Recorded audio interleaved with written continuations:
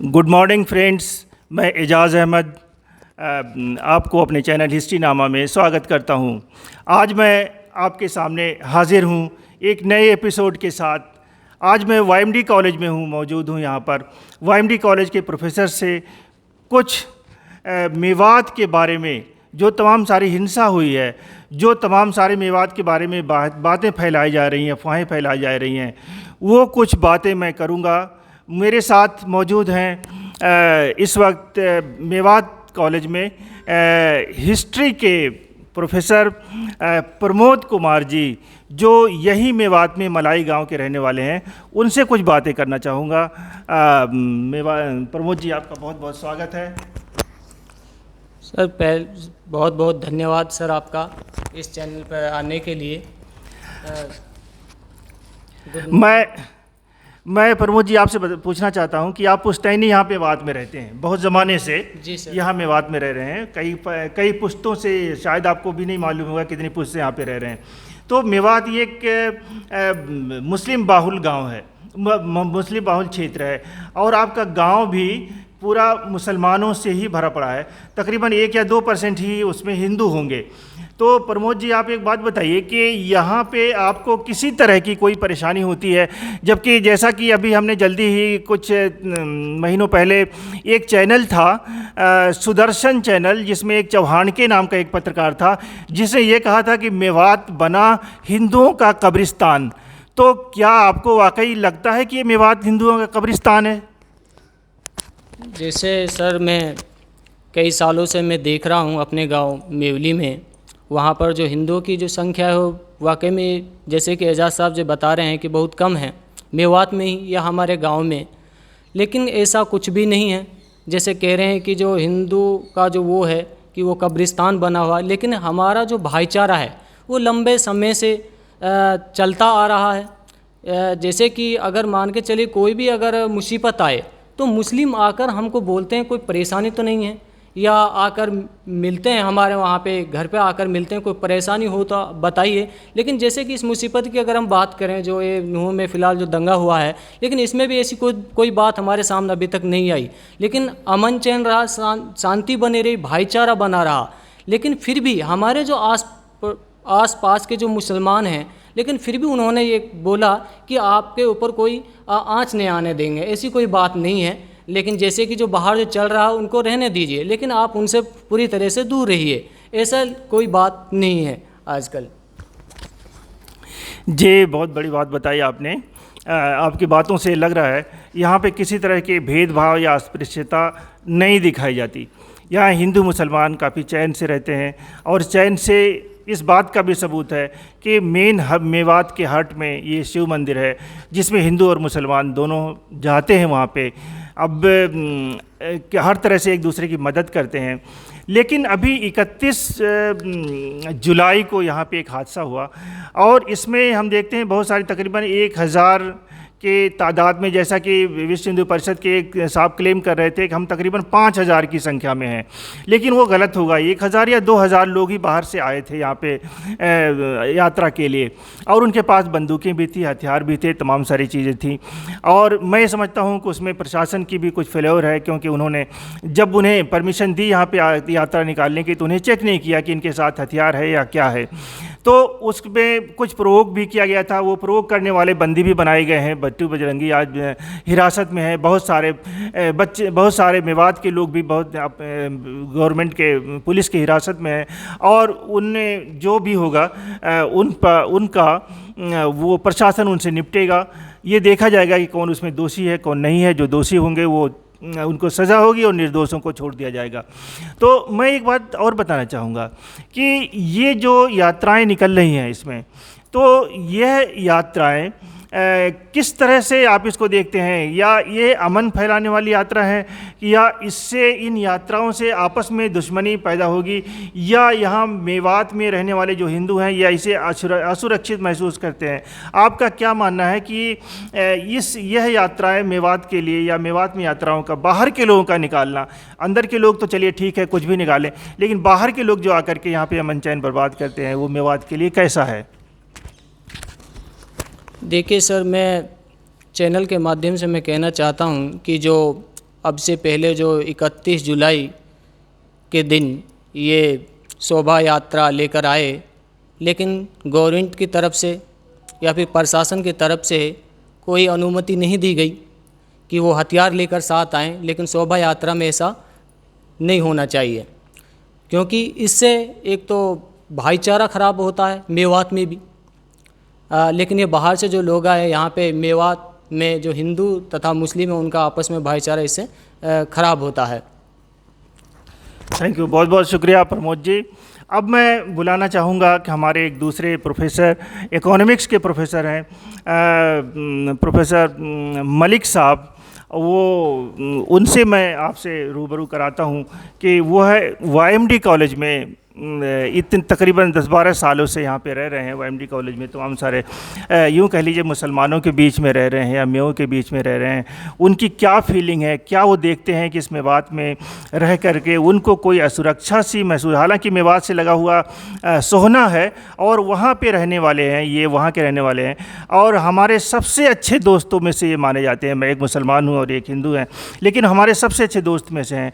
इनसे मैं इनकी फीलिंग देखूँगा कि किस तरह से ये महसूस करते हैं यहाँ पर, यहाँ के लोगों में, इनके बीच में। मलिक साहब, आपका स्वागत है। बहुत बहुत धन्यवाद sir. Good morning friends, my self is doctor Bhupendra Malik.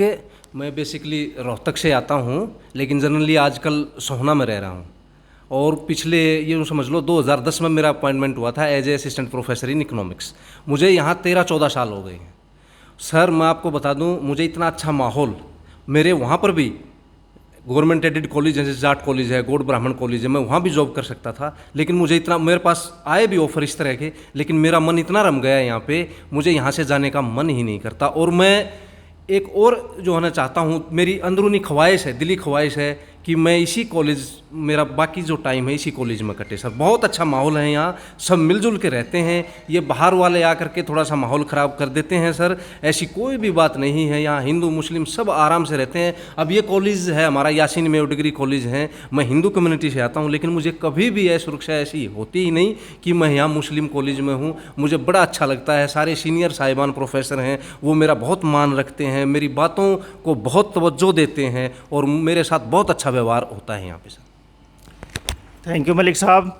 Malik साहब, आपसे एक बात और पूछूंगा कि अभी जो हाल ही में यात्रा निकाली गई, ये यात्रा काफ़ी दुर्भाग्यपूर्ण रहा इसके साथ कि ये सफल नहीं हो पाई, पहली बात तो। दूसरी ये कि आपस में क्लैशेस थे। मैंने देखा है कि काफ़ी लोग बहुत सारे इस तरह से नारे लगाते हुए, जैसे जब मुल्ले काटे जाएंगे राम राम चिल्लाएंगे। अभी 15 अगस्त को मैं अलीगढ़ में था और उस वक्त अलीगढ़ में भी यूनिवर्सिटी में इस तरह के हुड़दंगे जो थे और उसमें हनुमान जी का वो जो होता है ना बैनर लगा करके और सारे घुस गए और यही सारे नारे लगाते हुए जब मुल्ले काटे जाएंगे राम राम चिल्लाएंगे। तो इस तरह से प्रोवोक करने की कोशिश करते हैं लोग कि ये लोग हमसे लड़ाई करें, हमसे झगड़ा करें। और जहाँ भी मुस्लिम बाहुल्य इलाका है वहीं पे ज़्यादातर ये लोग करते हैं और जगहों पे नहीं करते हैं। और उनके साथ पुलिस भी होती है, यानी कि वो पूरी तरह से पुलिस प्रोटेक्शन में होते हैं और जब देखते हैं माहौल बिगड़ने वाला तो पुलिस वाले फिर इन्हें भगा देते हैं। अदरवाइज इनके साथ साथ चलते हैं, इनके जुलूस में साथ साथ में चलते हैं। तो ये जो यात्राएं हैं, तो या वाकई ये एक रिलीजियस यात्रा है या प्रोवोकेशन वाली यात्रा है, या इन यात्रा से माहौल बिगाड़ने की कोशिश की जा रही है या इलेक्शन की तैयारी हो रही है? ये क्या है? क्या ये धार्मिक है या अधार्मिक है? इसके बारे में थोड़ा सा मैं आपसे जानना चाहूँगा। सर, ये इस तरह की जो यात्राएं होती हैं, ये चलो ठीक है, वो अपने हिसाब से अपने धर्म के नाम पे वो यात्राएं निकालते हैं, लेकिन उनका तरीका होता है सर। अगर इन्होंने यात्रा करनी थी तो पहले तो प्रशासन से परमिशन लेनी थी। वो इन्होंने मेरे ख्याल से वो परमिशन नहीं ली। वो बाकायदा कह रहे हैं वहाँ वीडियो में आकर के कि हम आ गए, ये उल्टी सीधे बोलते हैं। तो इस इलाके में आकर किसी के बारे में, किसी समुदाय विशेष के बारे में कोई भी अगर उल्टा सीधा बोलेगा तो उसका तो अंजाम यही होना है सर। आगे भी मैं बता दूं आपको, ये जो यात्राएं हैं इस तरह की, ये बिल्कुल पुलिस वाले को जो है पुलिस प्रोटेक्शन में इनको परमिशन लेनी चाहिए। आगे भी अगर ये इस तरह की जो कह रहे हैं कि ये दोबारा से फिर निकालेंगे तो सर प्रशासन को इस पर अपनी पैनी नज़र रखनी चाहिए, देखना चाहिए। जो हुड़दंगी है, चाहे कोई भी है, किसी कम्युनिटी से है, उसके खिलाफ सख्त से सख्त कानूनी कार्रवाई करनी चाहिए, उनको इजाज़त नहीं देनी चाहिए। मेरे ख्याल से सर इस तरह की जो यात्राएं निकलती हैं ये कहीं ना कहीं किसी विशेष समुदाय, चाहे कोई भी किसी का भी मामला है, इससे पहले भी जाट आंदोलन में, जाट आरक्षण में इस तरह का माहौल हो गया था, वहाँ भी जातियों में आकर के लोगों में काफ़ी हिंसा हुई थी रोहतक के अंदर, वो मैंने देखा है वहाँ पे माहौल। अगर ये इस तरह यात्रा निकालेंगे तो हो सकता है कि ये आने वाले समय में भी इस तरह का माहौल पनपे, तो इसके लिए सरकार को अलर्ट रहना चाहिए। अगर ज़रूरत नहीं है तो उस यात्रा को रोक देना चाहिए सर, मेरा ये मानना। थैंक यू मलिक साहब। मैं अब बुलाना चाहूँगा कि हमारे एक मैथमेटिक्स के साथी हैं और जनाब कपिल शर्मा जी, वो हमारे साथ बहुत ज़माने से यहाँ पे रह रहे हैं, वो कम्युनिटी से भी पंडित हैं और हमारे कॉलेज में यहाँ प्रोफेसर हैं। वो भी ज़ाहिर है इनकी फैमिली मथुरा वहाँ पे गाज़ियाबाद में रहती है, पहले मथुरा में रहती थी, तो ये बराबर आना जाना लगा रहता है। तमाम सारे एक डर एक दहशत का माहौल है रास्ते में आने जाने वाले के लिए। एक स्पेशली एक आदमी होता है जो एक जगह रहता है, लेकिन एक जो इधर से उधर वीकली अप डाउन करता है, उसके लिए काफ़ी समस्या हो जाती है, परेशानी हो जाती है आने जाने में। तो वो कोई भी हो वो यही चाहेगा कि पीस रहे, माहौल सही रहे। और लेकिन फिर से हम देख रहे हैं कि अभी एक हिंदू महापंचायत बुलाई गई पौंड्री में और उसमें फ़ैसला लिया गया कि 28 तारीख को फिर से इस तरह की यात्रा निकाली जाएगी जिसमें 20,000 लोग शामिल होंगे। तो मैं ये देखता हूँ जब 2,000 लोग के आने पर इतना बड़ा उपद्रव हुआ और तमाम सारे, तो ये 20,000 लोगों के आने के बाद शायद माहौल और भी बिगड़ेगा। अगर प्रशासन इसमें मुस्तैद नहीं रहा तो मामला ख़राब हो सकता है। तो मैं ये प्रशासन से उम्मीद करता हूँ कि ये इस पे ख़ास तौर से कड़ी नज़र रखे। मैं अब स्वागत करता हूं अपने दोस्त, अपने साथी बहुत दिनों से जो हमारे साथ हैं, कपिल शर्मा जी जो मैथमेटिक्स के प्रोफेसर हैं। मैं इनसे पूछना चाहूँगा कि ये जो आप पहले तो ये बताइए कि इस मेवात में आप कई सालों से रह रहे हैं, 10 साल हो गए इनको यहाँ पे रहते हुए हम लोगों के बीच में, किसी तरह की कोई प्रॉब्लम, किसी तरह कोई परेशानी हुई या नहीं? दूसरे सवाल मैं इनसे पूछना चाहूँगा कि जिन यात्राओं से जो इनसिक्योरिटी महसूस हो रही है आने में जाने में और तमाम सारी परेशानियाँ हैं, इसको आप किस तरह से लेते हैं? ये ख़त्म होना चाहिए इस इनसिक्योरिटी की नहीं? और दूसरी बात ये कि यात्रा तो निकलनी चाहिए, इसमें कोई शक नहीं, यात्रा भी निकलनी चाहिए, धर्म का पालन भी होना चाहिए, जो भी धार्मिक प्रक्रियाएं होनी चाहिए, लेकिन इसमें किसी तरह का तशद्दुद नहीं होनी चाहिए, किसी तरह के नारेबाजी नहीं होना चाहिए, प्रोवोकेशन नहीं होना चाहिए। इसके बारे में अपनी राय जानूंगा अपने कपिल शर्मा जी से। थैंक यू, बहुत बहुत स्वागत है कपिल शर्मा जी, आप प्लीज़ बताएं। Thank you sir. सबसे पहले तो मैं सर आपका मुबारकबाद देना चाहता हूँ इस चैनल पे आने के लिए, और बहुत बहुत धन्यवाद आपका एजाज सर। और मुझे सर यहाँ पे इस YMD कॉलेज में 10 साल हो गए काम करते करते, मुझे कभी भी ऐसा महसूस नहीं हुआ कि मैं अनसिक्योर्ड हूँ। और मैं यहाँ पे 10 साल हो गए मुझे काम करते करते, मुझे कभी ऐसा महसूस नहीं हुआ कि मैं यहाँ पे मुस्लिमों के बीच रह रहा हूँ और मुस्लिमों के बीच रह रहा हूँ यहाँ पे, मुझे कभी भी ऐसा महसूस नहीं हुआ। एक बात और पूछना चाह रहा था कि इससे जो फसाद हुआ है 31 तारीख का, इसको किस तरह से आप देखते हैं? क्या ये प्रायोजित था या इस तरह से दंगे जो कुछ हुआ वो भड़काने की वजह से, उकसाने की वजह से हुआ? इससे आम आदमी कितना सफ़र करता है, आम इंसान जैसे हम हैं, आप हैं और दूसरे लोग हैं, इसमें कितना इनसिक्योर महसूस करते हैं, कितना वो करते हैं? ये जो सर शोभा यात्रा निकाली गई थी, ये अनसिक्योर तो इसमें फील होगा ही सर, जब इस तरह से बयानबाजी दी गई थी। पहले से शोभा यात्रा निकालने से पहले इस तरह का बयानबाजी नहीं देने चाहिए सर। बयानबाजी देने से दूसरे समुदाय में तो रोष पैदा होता ही है सर। तो इसलिए मैं ये अपील करना चाहता हूँ कि इस तरह के पहले से बयानबाजी ना दें, और यदि शोभा यात्रा निकालनी है तो पहले शांतिपूर्वक ढंग से निकालें। और ठीक है, थैंक यू।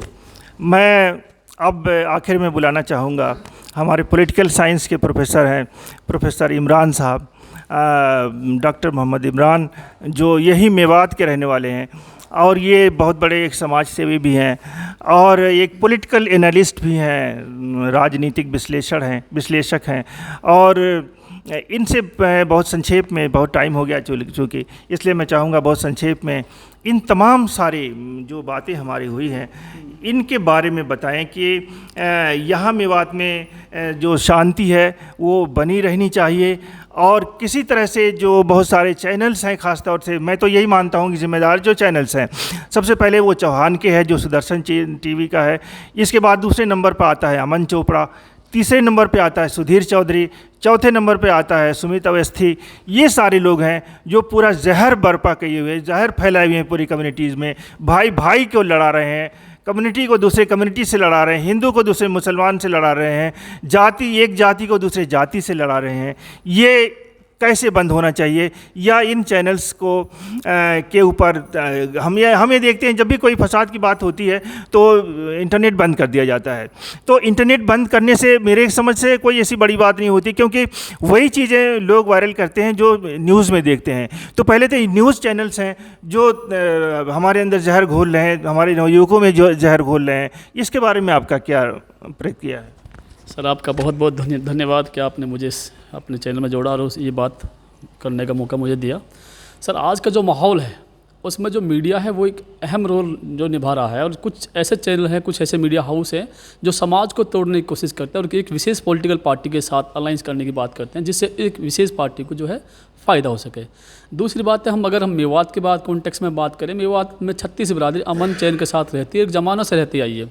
बहुत सारे जो है प्रचार्य हैं, बहुत सारे बुद्धिजीवी हैं जो अपने अभी रिसेंट में बहुत सारे अपने विचार मीडिया के माध्यम से प्रस्तुत भी किए। उन्होंने कहा कि मेवात को बार बार कम्युनलाइज करने की कोशिश की गई, बार बार मेवात को जो भड़काने की कोशिश की गई, लेकिन मेवात के जो लोग हैं वो अपनी एक विशेष विचारधारा के तहत अपने आपसी जो भाईचारा वो बनाए रखते हैं। लेकिन जब मीडिया की हम बात करते हैं, मीडिया इसे हमेशा तोड़ने की बात कर। आपसे पहले जैसे आपने बताया, सुदर्शन चैनल ने मेवात के बारे में उल्टा सुल्टा मीडिया के माध्यम से न्यूज़ चलाई और जिसकी किसी तरह से मेवात के अंदर एक जो है फसाद पैदा किया जाए, तो वो अब से पहले वो नाकाम रहा था। लेकिन वही लोग, चाहे वो मोनू मानेसर रहा हो, चाहे बिट्टू बजरंगी रहा हो, चाहे वो आरएसएस के लोग रहे हो, चाहे वो जो है बजरंग दल के लोग रहे हो, उन्होंने बहुत टाइम से पहले एक मेवात को कोशिश कर रहे थे किस तरह से यहाँ पे एक माहौल बनाकर इस मेवात के जो भाईचारा उसको तोड़ने की कोशिश की गई। जैसे आपसे पहले पहलू को मारा गया था, जुनैद को मारा गया था, नासिर को मारा गया था, जो मेवात के अंदर एक गुस्सा भरा हुआ था। लेकिन मेवात के लोगों ने इसको समझदारी से इसका जो है जवाब भी दिया। उन्होंने कभी अपने आपसी भाईचारे को नहीं तोड़ा गया। हाँ, अगर सर अब बात करें, जैसे अब ये जो यात्रा निकली है, तो इस ये यात्रा 2021 से ही निकली। ये लोग बार बार मीडिया ये भ्रम फैला रही है लोगों के बीच में कि ये वर्षों से चली जा रही है। तो मैं वैसे लोगों को बता देना चाहता हूँ, ये यात्रा 2021 से निकला स्टार्ट हुई थी। अदरवाइज ये यात्रा सिर्फ लोकल थी, इसमें लोकल लोग शामिल होते थे, अदरवाइज बाहर से कोई नहीं आते थे। सर, बहुत बहुत शुक्रिया डॉक्टर इमरान। तो कुल मिलाकर के मैं प्रशासन से, सरकार से ये अपील करना चाहता हूँ कि मेवात में भाईचारा बनाने के लिए पूरी तरह से कोशिश करें। दूसरी बात यह कि तमाम सारे मेवात के लोगों से, मेवात क्या अब तो इससे प्रभावित हो रहे हैं तमाम सारे इलाके के लोग, हिंदुस्तान के विभिन्न हिस्सों में, ख़ासतौर से नॉर्दर्न इंडिया तकरीबन पूरा इस चपेट में आने की कोशिश कर रहा है। तो आज मैं बस इतना ही, अगले एपिसोड में और कुछ समस्याओं को लेकर आपके सामने हाजिर होऊंगा। धन्यवाद।